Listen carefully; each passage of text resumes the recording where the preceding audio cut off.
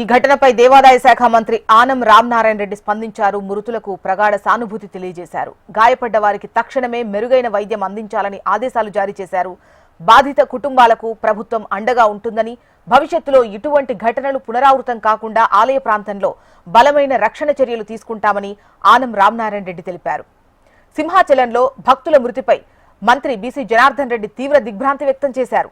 భారీ వర్షాలు, ఈదురుగాలులతో గోడ కూలి భక్తులు చనిపోవడం బాధాకరమన్నారు. బాధిత కుటుంబాలకు ప్రభుత్వం అండగా ఉంటుందని భరోసా ఇచ్చారు. క్షతగాత్రులకు మెరుగైన వైద్యం అందిస్తున్నట్లు తెలిపారు. ఇక స్వామి నిజరూప దర్శనానికి వచ్చినటువంటి భక్తులపై గోడ కూలడం తీవ్ర మనోవేదనకు గురిచేసిందన్నారు మంత్రి అచ్చెన్నాయుడు. ప్రమాద ఘటనపై జిల్లా అధికారులతో మాట్లాడినట్లు తెలిపారు. ఘటనపై తెలంగాణ సీఎం రేవంత్ స్పందించారు. సింహాచలంలో భక్తులు మృతి చెందడం తనకు ఆవేదన కలిగించిందన్నారు. మృతుల కుటుంబాలకు సానుభూతిని వ్యక్తం చేశారు.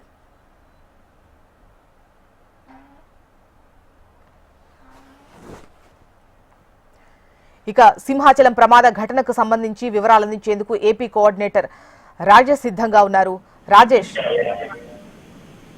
సింహాచలం ఘటనపై తెలంగాణ ముఖ్యమంత్రి రేవంత్ రెడ్డి కూడా దిగ్భ్రాంతి వ్యక్తం చేశారు. ఈ రోజు తెలంగాణ ముఖ్యమంత్రి రేవంత్ రెడ్డి విజయవాడ వస్తున్న సందర్భంలో ఇటువంటి ఘటన ఆంధ్రప్రదేశ్ లో చోటు చేసుకోవడం కూడా చాలా దిగ్భ్రాంతికి గురి చేసింది. అదేవిధంగా భక్తులకు పూర్తి స్థాయిలో ఏర్పాట్లు చేసినప్పటికీ కూడా చిన్న చిన్న ఘటనలు జరగటం సహజమే, కానీ ఇటువంటి ఘటన జరగటం చాలా దురదృష్టకరం అనేసి ఆయన తెలిపారు. దీంతో పాటు కూడా చూసుకుంటే ఈ ఘటన జరిగిన సమయం నుంచి ఇప్పటి వరకు కూడా పూర్తి స్థాయిలో అధికారులు అప్రమత్తం అవడమే కాకుండా ప్రజా ప్రతినిధులు కూడా సైతం అందుబాటులో ఉన్న వాళ్ళందరూ కూడా సింహాచలం కొండకు చేరుకున్నారు. ఇప్పటికే ముఖ్యమంత్రి చంద్రబాబు నాయుడు ఎవరైతే ఈ ఘటనలో మృతి చెందారో వీళ్ళందరికీ 25 లక్షల రూపాయలు ఒక్కొక్కరికి ఎక్స్గ్రేషియా ప్రకటించారు. దీంతో పాటు వైద్యశాలలో చికిత్స పొందుతున్నారు ఒక్కొక్కరికి 3 లక్షల రూపాయల చికిత్స నిమిత్తం అందజేయాలనేసి ముఖ్యమంత్రి చంద్రబాబు నాయుడు తెలిపారు. పూర్తి స్థాయిలో చూసుకుంటే ఈ ఘటనలో చూసుకుంటే వర్షం కారణంగా ఏదైతే సిమెంట్ గోడ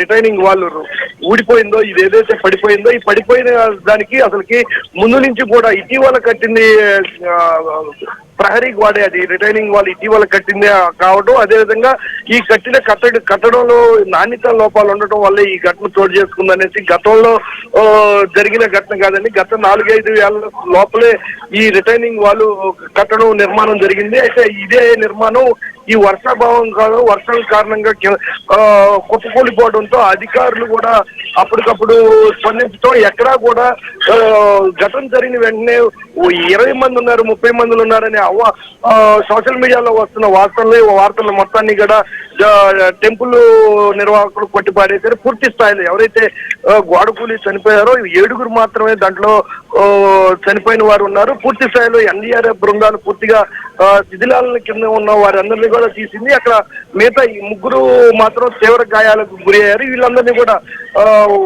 మెరుగైన వైద్యశాలకు వైద్యం కోసం తరలించారు. జోస్నా. రైట్ రాజేష్.